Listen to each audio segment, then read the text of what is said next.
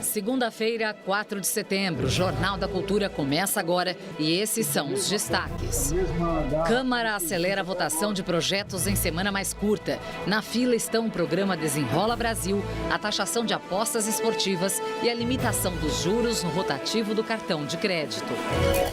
Martelo da mini-reforma ministerial deve ser batido até quarta-feira. A dúvida ainda é sobre o destino do Progressistas. Presidente Lula embarca para a Índia nesta quinta-feira, onde vai participar da cúpula do G20. Brasil ocupará pela primeira vez a liderança do grupo das 20 maiores economias do mundo. Cotado para assumir a vaga da ministra Rosa Weber, advogado-geral da União, Jorge Messias, participa de reunião no Palácio do Planalto. E ministro da Justiça, Flávio Dino, nega convite para posto na Suprema Corte. Não há nem convite, nem demanda, esse tema jamais foi tratado. As últimas homenagens e despedidas ao jurista e ex-ministro da Justiça, José Gregóri, que faleceu neste domingo aos 92 anos. Olá, boa noite.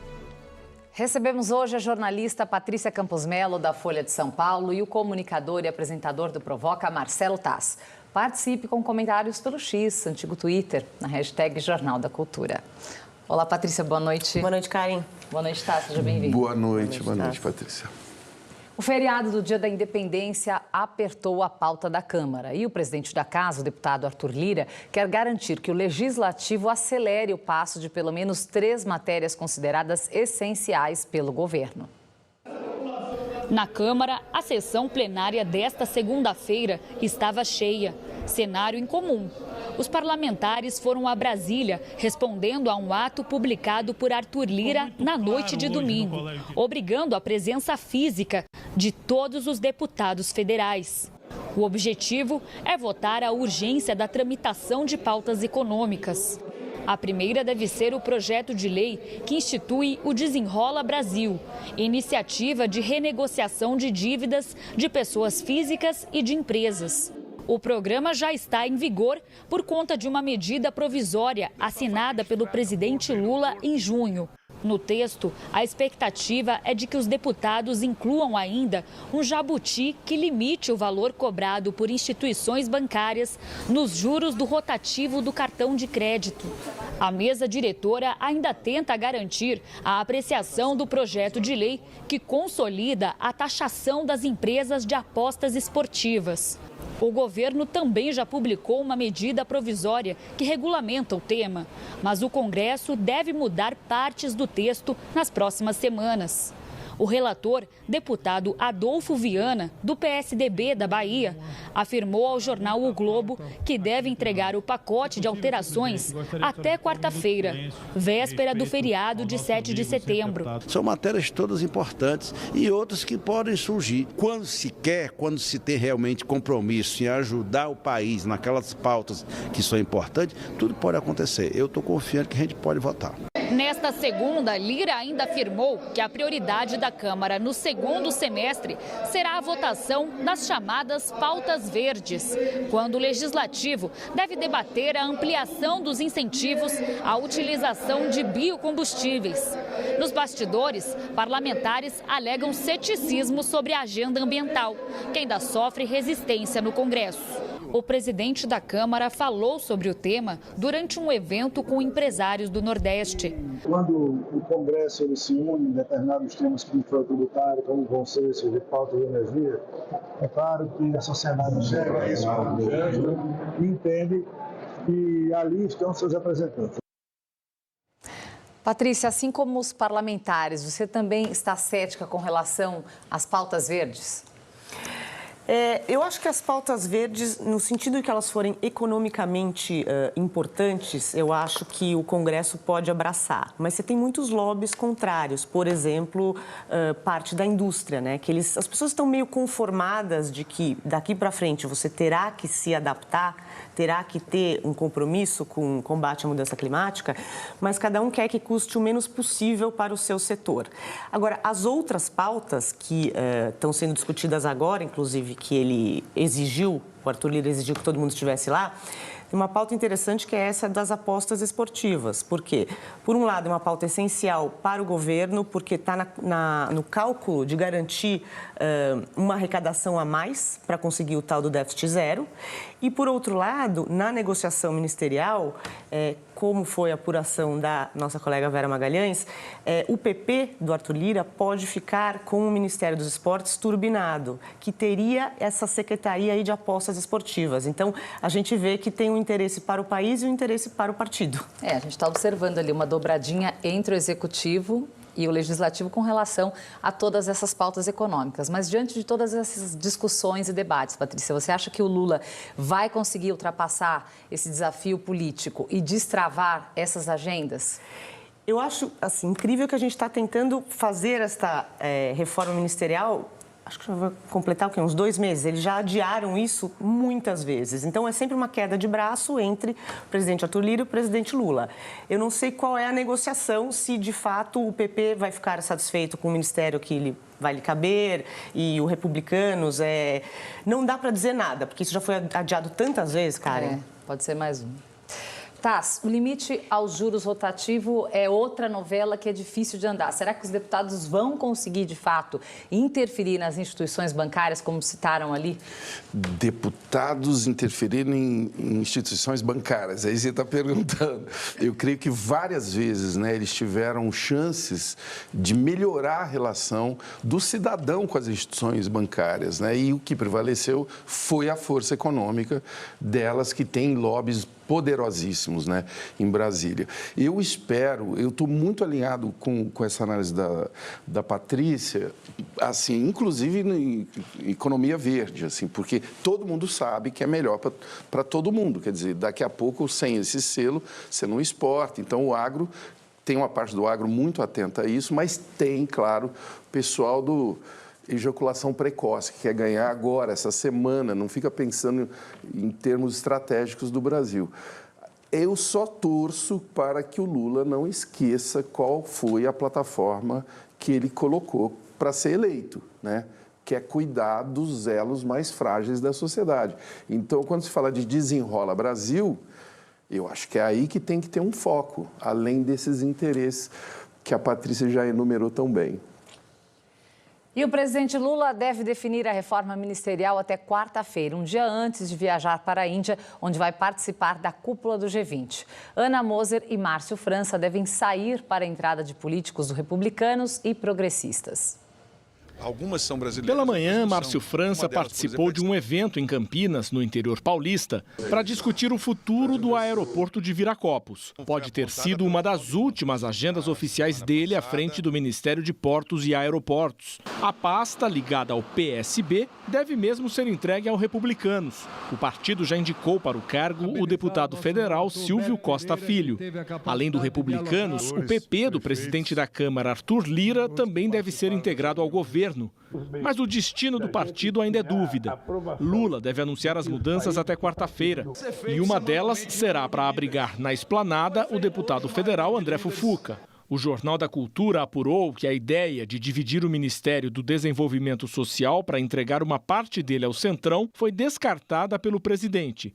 Comandada pelo petista Wellington Dias, a pasta é responsável pelo programa Bolsa Família. Para acomodar os novos aliados, Lula estuda aumentar o número de ministérios. Recentemente, ele anunciou a criação de uma pasta para micro e pequenas empresas. Também está no radar uma Secretaria Nacional para a área de prêmios e apostas. As mudanças podem envolver ainda o Ministério do Esporte, hoje comandado por Ana Moser. Mas Lula só deve bater o martelo depois de conversar com os 2 ministros e definir como reacomodá-los. Temos todo o interesse de atrair que esses parlamentares estejam no governo de alguma forma. Estamos falando de partidos políticos, alguns de centro-direita, que já mostraram as suas bancadas estarem favoráveis a essa agenda que combina 3 coisas: a defesa da democracia, a retomada do ambiente econômico para o crescimento e a recuperação dos programas sociais.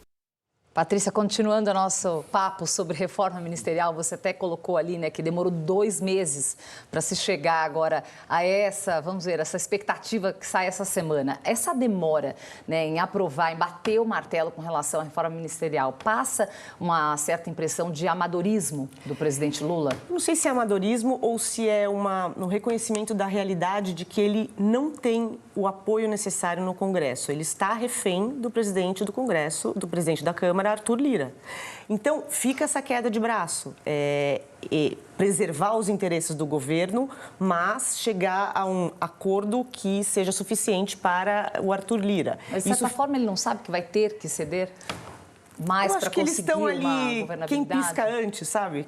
E aí eles vão... Só que também essa coisa de você vai mudando, assim, por enquanto, então vai ser suficiente tal ministério. Então se o desenvolvimento social, a gente não vai rifar esse ministério, porque é um ministério importante para o PT, porque é Bolsa Família, então vamos dar outro. Mas então esse outro tem que ter... Então fica essa negociação, que é uma coisa do presidencialismo de coalizão, né? Assim, você precisa costurar esse apoio, mas, ao mesmo tempo, está muito mais emperrado neste governo Lula do que nos outros mandatos, porque o apoio do governo no Congresso é muito mais frágil.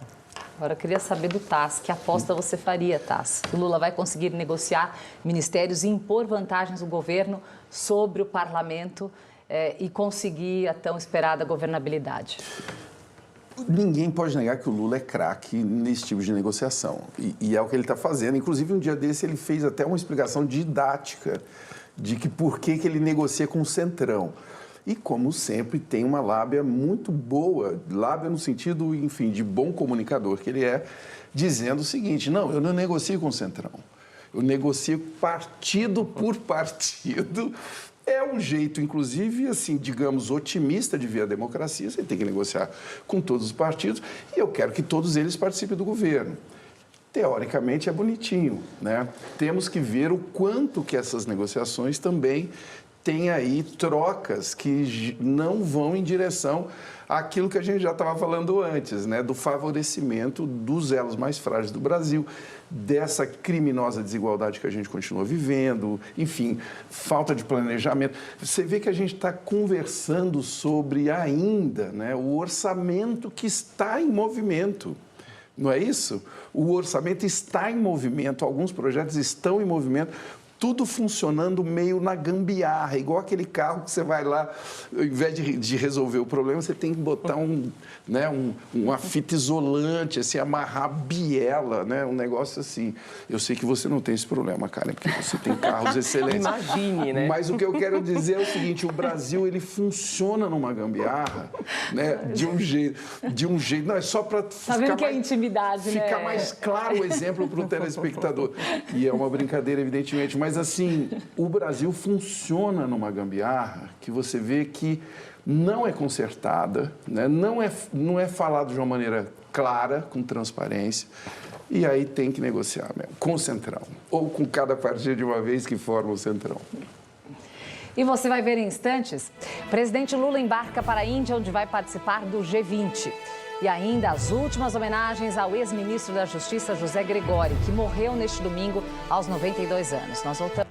O Brasil vai ocupar pela primeira vez a presidência do G20. O presidente Luiz Inácio Lula da Silva embarca nesta quinta para Nova Delhi, na Índia. A posse será durante a reunião de cúpula do grupo das 20 maiores economias do mundo. Mas o encontro estará desfalcado de uma das principais lideranças. Veja na reportagem de Leão Serva, correspondente em Londres. A diplomacia chinesa sinalizou que Xi Jinping não participará da cúpula do G20 na Índia. É a primeira vez que um líder chinês não vai ao evento desde 2008. É ruim para a Índia, que cedia o encontro e queria uma festa com a casa cheia. Também o presidente Lula perde uma estrela quando assume a presidência do grupo das maiores economias do mundo. As primeiras interpretações foram de que a ausência serviria para esnobar a Índia. Os dois países têm uma disputa de fronteiras e recentemente ocorreram escaramuças com mortos nos dois exércitos. Além disso, a Índia conquista um destaque internacional inédito. Tornou-se a maior população do planeta, superando a China, e seu PIB cresce a níveis elevados. Ela já é a 7ª maior economia à frente da Itália e do Brasil. Erra quem avalia que o alvo da China é a Índia. Os problemas paroquiais entre os dois são pequenos diante da estratégia global de Pequim. Xi Jinping quer realmente esvaziar o evento, mas para não se submeter à exposição de poder dos Estados Unidos. Washington acaba de aumentar as restrições aos negócios com a China, aumentando a crise econômica no país asiático. Entre os países com as maiores economias, há mais aliados da OTAN do que da China. E a potência asiática quer agora criar um eixo de aliados para se contrapor aos Estados Unidos. Por isso, ir aos BRICS na África do Sul e não ao G20 na Índia. Em seus discursos para o público chinês, Xi Jinping aumenta a responsabilidade americana na crise interna. Ficaria chato para a opinião pública chinesa ver o seu líder trocando sorrisos com o presidente Joe Biden. Para Lula, fica a esperança de que o líder chinês prestigie o final de sua gestão daqui a um ano. De Londres, Leão Serva. Patrícia, você que estará lá pessoalmente para fazer a cobertura jornalística do G20, o que você espera do Brasil na presidência do G20? Vou fazer a cobertura para a Folha, estou embarcando daqui 2 dias.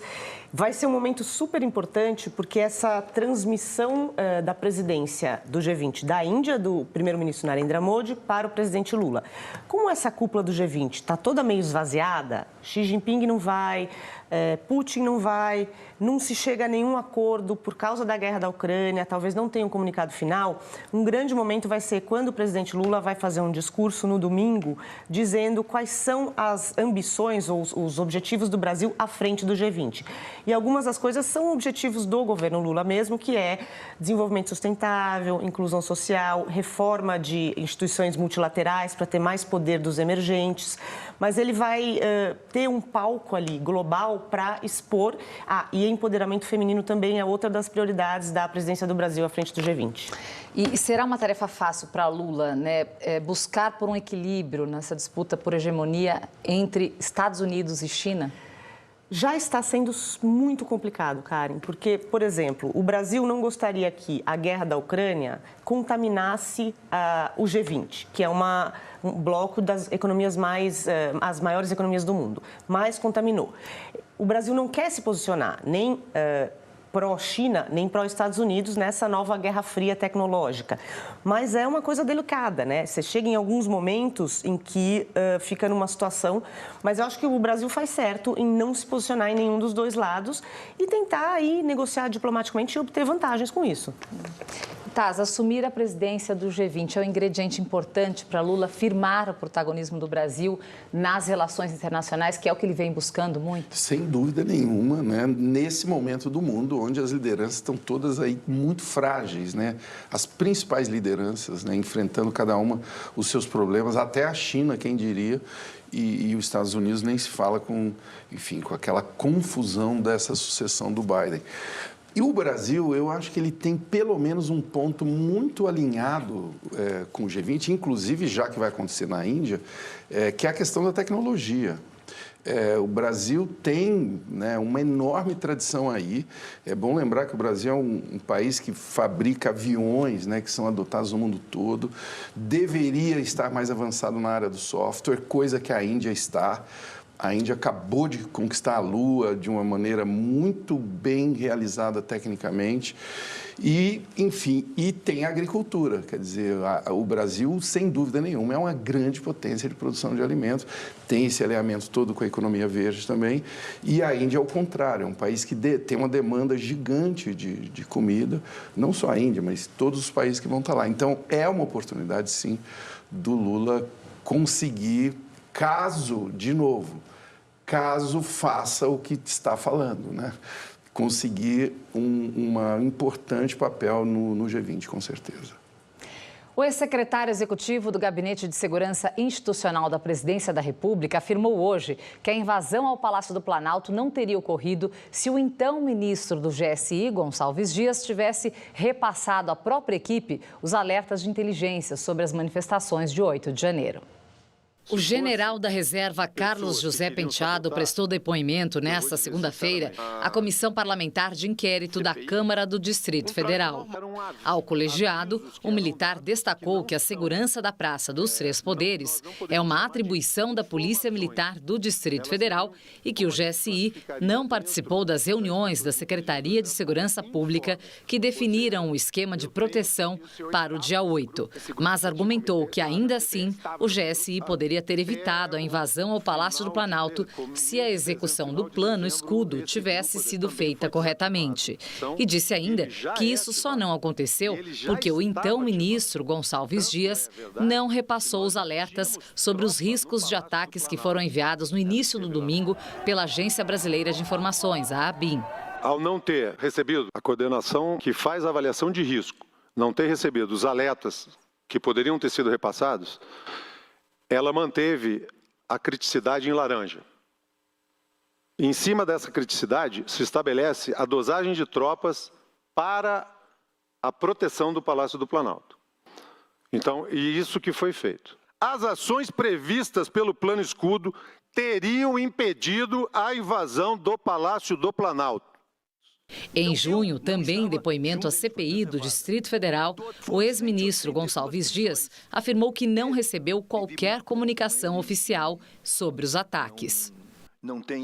Patrícia, essa cúpula do GSI, com exceção de Dias, ela era formada por indicados pelo ex-ministro Augusto Heleno, ainda na gestão Bolsonaro. Isso pode ter comprometido a execução do plano? Com certeza. Eu acho que o que a gente está vendo é um jogo de empurra, né? Ah, fulano que tinha que ter feito a defesa, que tinha que ter protegido, ciclano que não fez. Concretamente, você teve uma polícia militar que foi conivente, em grande parte, e você teve várias pessoas que não fizeram. Agora vai ficar esse jogo de empurra. Ah, isso aconteceu porque o GSI... Tudo bem, é importante você saber o que falhou no esquema de segurança, mas você não pode desviar do foco que é... Houve uma conivência criminosa de certos agentes de segurança que deveriam ter feito a segurança e simplesmente ficaram tirando selfie com um vândalo entrando no Congresso. Acho que isso... E, obviamente, se você tem ainda um órgão que tem muitos simpatizantes do governo anterior, não só... O problema não é ser simpatizante do governo anterior, mas é ser, não reconhecer a legitimidade do governo Lula, obviamente que isso teve um papel ali nessa omissão. Agora, Tass, para a CPI do Distrito Federal, a responsabilidade era da Secretaria de Segurança Distrital. Já o Congresso ainda questiona se houve responsabilidade do Executivo nessa invasão, né? Afinal, diante dos depoimentos que nós vimos até agora, dá para afirmar que existe apenas um lado culpado? Se a gente quiser olhar de um jeito complicado para isso daí, vai encontrar milhares de explicações e possibilidades. Eu creio que vale muito a pena a gente lembrar que nós estamos em setembro, aliás, às vésperas da semana do 7 de setembro, né? Às vésperas do dia 7 de setembro, e é muito pouco tempo que tudo isso aconteceu. Eu não sei você aí em casa, eu fico olhando essas imagens, é um pesadelo que eu gostaria de não ter visto, sabe aquela coisa? Preferia não ter visto, mas esse é o Brasil. Então, antes de qualquer coisa, de tentar entender racionalmente, a linha azul, o plano escudo, essa coisa toda, a gente tem que lembrar que nós vivemos um estado de total cegueira. Pessoas que estavam cegas diante dos quartéis, iludidas, eu não estou julgando essas pessoas, elas estavam lá se manifestando em nome de uma coisa que não existe, em nome de uma pessoa inescrupulosa, estúpida. E a palavra técnica para o Bolsonaro é idiota. O idiota é um cara, o idiota não é uma agressão, não. O idiota da raiz grega, idiotez, significa alguém que só pensa em si. O Bolsonaro estava em Miami enquanto isso tudo estava acontecendo. Então, nós vivemos esse surto e tudo isso que agora está tentando ser destrinchado precisa ter esse contexto. Nós vivemos um surto e aí estava toda a estrutura contaminada por este surto, estava literalmente contaminada por essa visão. E foi enterrado nesta segunda-feira o corpo do jurista e ex-ministro da Justiça, José Gregori. Ele morreu em São Paulo aos 92 anos. Amigos, familiares e autoridades se reuniram para se despedir do ex-ministro da Justiça, José Gregori, no centro de São Paulo. José Gregori nasceu na cidade de São Paulo em 13 de outubro de 1930. Se formou em Direito na USP em 1954, onde começou a atuar na área dos direitos humanos. Durante a ditadura, atuou em prol de presos políticos, foi defensor incansável da democracia e assinou a Carta aos Brasileiros, um manifesto de 1977 durante o governo militar que exigia a volta do Estado Democrático de Direito. O Estado de Direito, a democracia, o primado constitucional e os direitos humanos. Zé Gregori, como era conhecido, foi professor, deputado estadual e secretário estadual no governo Montoro. Em 1999, foi secretário de Estado para os Direitos Humanos com status de ministro. Foi também responsável pela lei que reconhece como mortas as pessoas desaparecidas durante a ditadura. Como ministro da Justiça no governo Fernando Henrique Cardoso, Gregori, junto com especialistas, elaborou a Lei de Defesa do Estado Democrático de Direito. A sociedade civil esperava uma reparação em face dos anos todos da ditadura militar e o Zé Gregori encarnou essa reparação. Ele chamou para si isso, promoveu o diálogo com a sociedade civil, com os familiares de mortos e desaparecidos, enfim, a Comissão de Mortos e Desaparecidos foi uma resposta à ditadura. Também desempenhou o papel de destaque na Fundação Padre Anchieta. Ele participou durante muitos anos como conselheiro e, mais recentemente, ele foi secretário da mesa do Conselho Curador, de maneira que a contribuição do José Gregori é enorme e a nossa televisão está muito triste, muito enlutada com essa perda. A filha, Bibia, conta que o assassinato do avô, quando Gregori tinha apenas 9 anos, motivou a atuação pessoal e política do pai. Ele poderia ter se transformado numa pessoa avessa a qualquer direito, ressentida, rancorosa, mas ao contrário, ele foi se transformando numa grande figura que sempre defendeu não apenas os direitos humanos, mas também na defesa dos direitos dos presos políticos. No cinquentenário da Declaração Universal dos Direitos Humanos, em 1998, José Gregori se tornou o primeiro brasileiro a receber o prêmio da ONU. As preocupações dele na época ainda se mostram atuais e urgentes. O que me tira o sono é a violência da polícia, que no Brasil é muito grande. E respeitar os direitos humanos não briga com a eficiência. Tem o problema de dar mais velocidade à justiça brasileira. Em 2019, passou a integrar a Comissão Arnes para monitorar violações de direitos humanos. No ano passado, Zé Gregori se mobilizou numa nova versão da Carta aos Brasileiros e foi um dos integrantes do PSDB que defendeu a eleição de Lula. Por meio de rede social, o presidente homenageou o ex-ministro e afirmou que ele era um grande defensor dos direitos humanos. A Fundação FHC disse que Gregori era amigo do ex-presidente Fernando Henrique Cardoso e um democrata com mais de 60 anos de vida pública. O ministro do STF, Gilmar Mendes, lamentou a perda de um dos maiores defensores dos direitos humanos no país.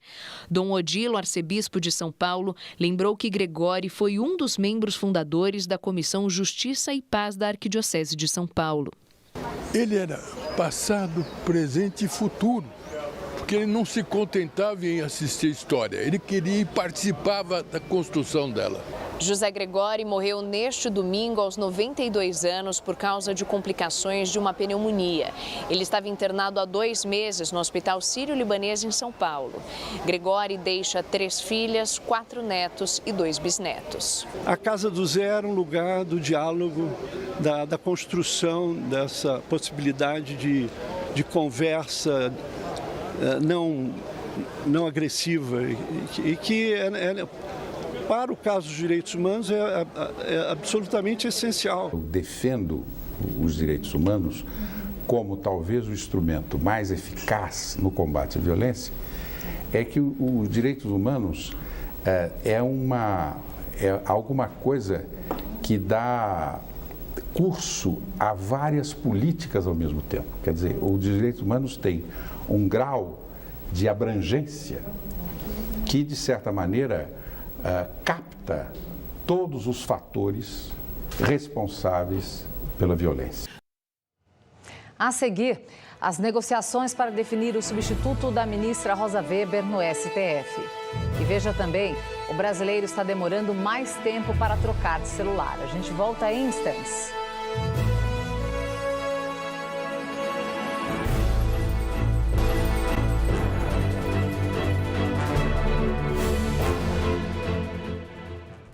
O presidente Lula se reuniu no fim da tarde de hoje com o advogado-geral da União, Jorge Messias. O tema do encontro não foi divulgado.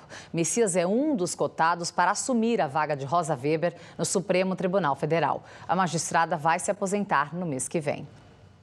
O advogado-geral da União, Jorge Messias, é um nome da confiança do PT e do Grupo Prerrogativas, um coletivo de advogados atuante durante a campanha presidencial. É um nome forte nessa competição. E, sem dúvida, o Grupo Prerrogativas, o apoio que ele deu ao governo Lula, ao presidente Lula, né, sem dúvida, ele é um grupo forte que, a princípio, pode ser ouvido pelo presidente e deverá ser ouvido, a meu ver. Desde a semana passada, especulações em torno do ministro da Justiça, Flávio Dino, também ganharam força em Brasília. Fontes do PT dizem que o nome de Dino começa a ser defendido, inclusive, dentro do próprio judiciário. A narrativa sugere um movimento para enfraquecer a opção Bruno Dantas, atual presidente do Tribunal de Contas. Durante um evento no Espírito Santo, Flávio Dino negou hoje que haja convite para assumir a vaga de Rosa Weber. Em relação ao Supremo Tribunal Federal, não há nem convite, nem demanda, esse tema jamais foi tratado. Eu tenho 33 anos de atuação profissional do direito, sei que não existe candidatura e campanha para ser ministro supremo, é um assunto do presidente da República e não faz parte das minhas cogitações. Rosa Weber se aposenta no próximo dia 2 de outubro, quando completa 75 anos, idade máxima para permanecer na corte. O STF tem atualmente 9 homens entre seus 11 integrantes. Se Rosa não for substituída por outra mulher, Carmen Lúcia será a única no tribunal. Essa falta de representatividade no Supremo Tribunal Federal e no Judiciário como um todo, e na política como um todo, né, de mulheres e de mulheres negras, é um indicativo muito forte de que o Brasil, de fato, é um país machista, que é um país racista e que, portanto, não olha para esse lado de representatividade dessas pessoas nos lugares de poder. Patrícia, na sua opinião, com a saída de Rosa Weber, seria coerente e importante a escolha de uma mulher para o Supremo? Muito coerente e muito importante.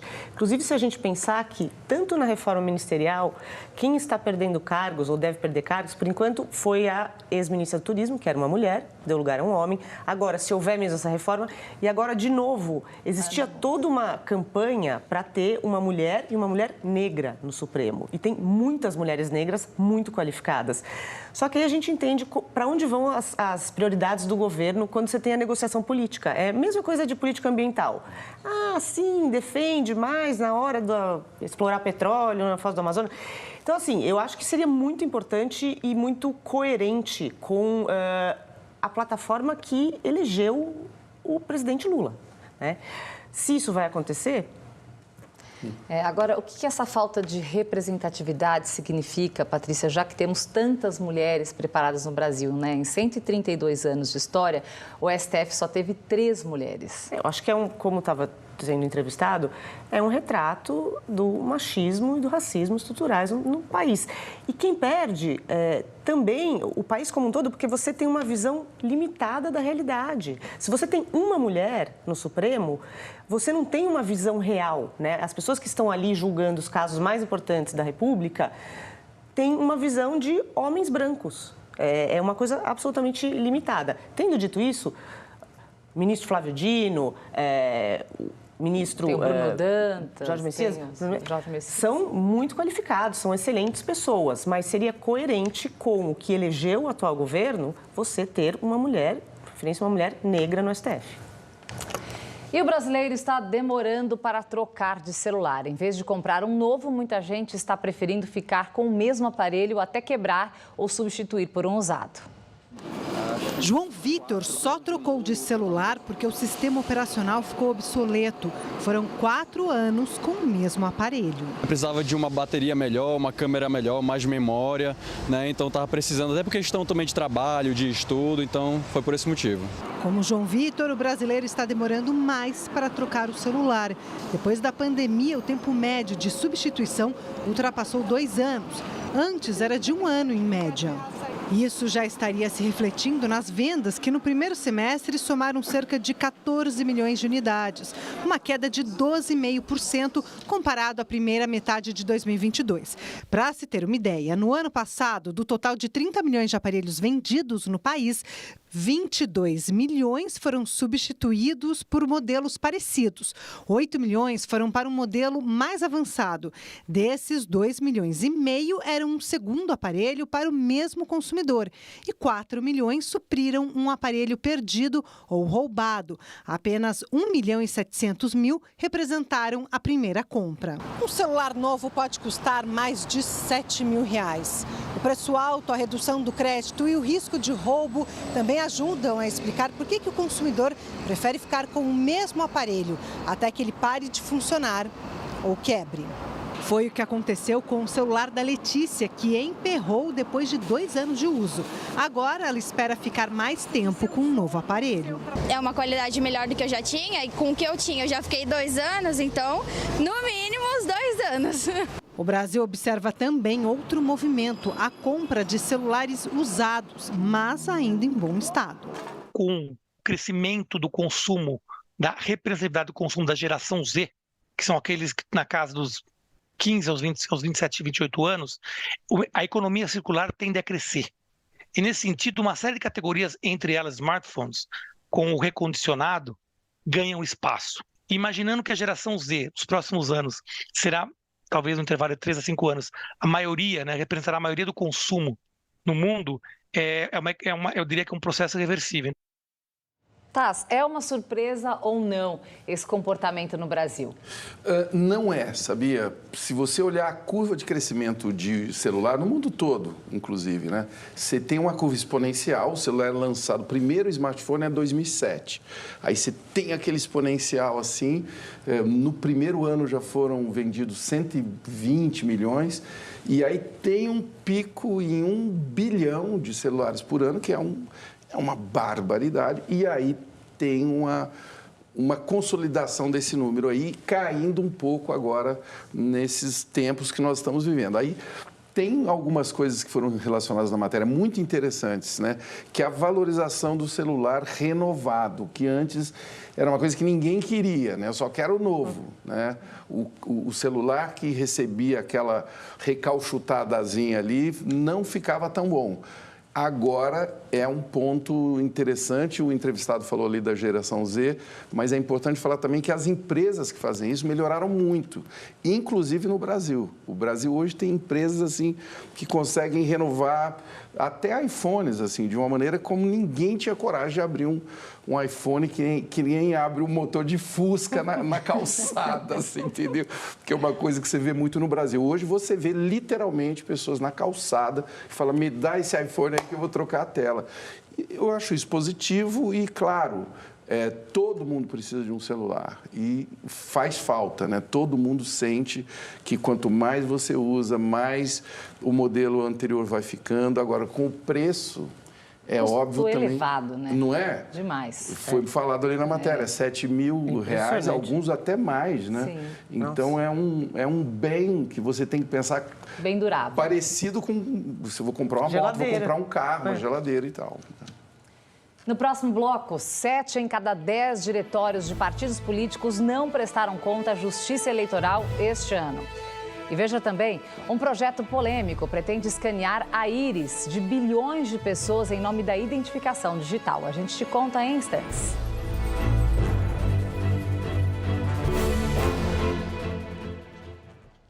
E hoje é dia de samba no Roda Viva, que recebe o cantor e compositor Péricles Aparecido Fonseca de Faria, o Pericão. Já está tudo pronto no estúdio do Roda. Participam do programa desta segunda-feira Fabiane Pereira, jornalista da Rádio Nova Brasil e do canal Papo de Música, Cláudia Alexandre, jornalista e pesquisadora, Guilherme Henrique, editor da revista GQ Brasil, Jairo Malta, autor da coluna Sons da Perifa do jornal Folha de São Paulo e Chan Ravelli, comunicadora e apresentadora do Multishow. Os desenhos em tempo real do cartunista Luciano Veronese. E no comando do Roda Viva está a jornalista Vera Magalhães. E 70% dos diretórios partidários não prestaram contas à Justiça Eleitoral este ano. É dinheiro público usado sem transparência. Uma das maiores fontes de financiamento dos partidos políticos é o fundo eleitoral.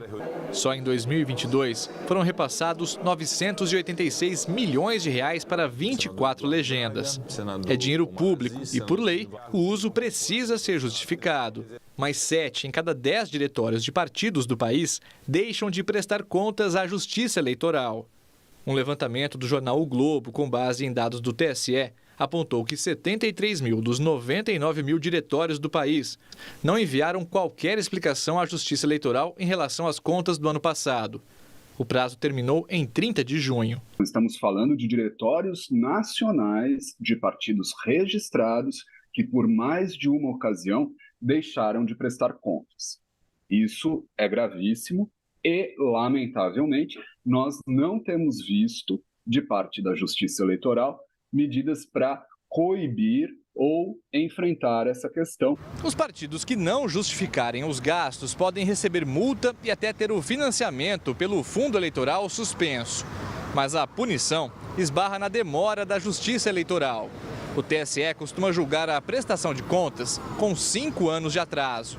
Esse ano, por exemplo, o tribunal analisou os processos referentes a 2018. Por isso, é comum que os partidos atrasem a prestação de contas ou apresentem documentos incompletos. A lei fixa um prazo para que o partido apresente alguma documentação ou algum esclarecimento, ou mesmo quando o juiz determina que esse documento ou esse esclarecimento ocorra num determinado prazo, caso a agremiação não o faça nesse prazo, ela perde o direito, digamos, de fazer esse esclarecimento.